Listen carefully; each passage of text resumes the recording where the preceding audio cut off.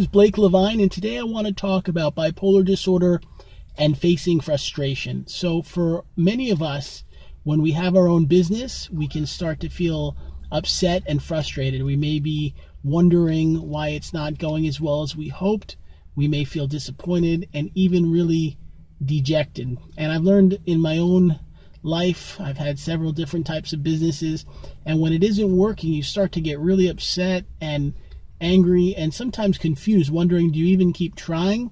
Do you give up, or do you start something else? And I found that when you have bipolar, it can be even harder to face these decisions.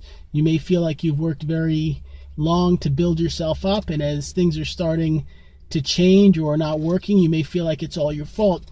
And I've learned that this can lead to a high level of anger and frustration.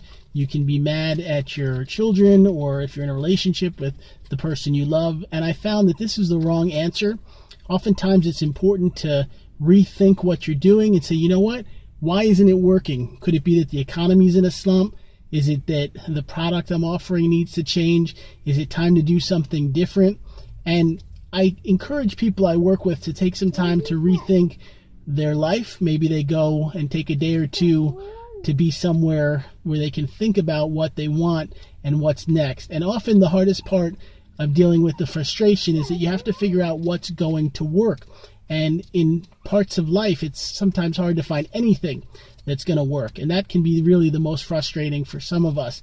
And I've learned that if that's what you're feeling, that things are not easy and you can't find an answer, that it's time to go slow and say, you know what? I'm not going to rush. Maybe things don't seem good now, but it could change in a few days or a few weeks. Or maybe you take some time to take some classes, whether it's a meditation class or a yoga class or a dance class or a writing class. And maybe by doing that, you take the focus off what's not working and you begin to figure out what's going to be next in your chapter. And I found in my own life that we all go through slumps where we're feeling down and discouraged, and many of us hide it. We don't want to tell anyone. We don't want to talk about it, but that's wrong. If you have a friend or family member, it's okay to be open with them and tell them what you're feeling.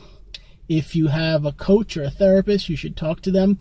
I do a wonderful life coaching program by phone where I work to help anyone. Even if you've been struggling and you don't know what to do, my coaching program really helps to figure out what is next and also how to stay calm. I want to share my website below, bipolaronline.com, and I pray for you today that you handle your frustration and you remember that it won't always be this hard. Thank you so much.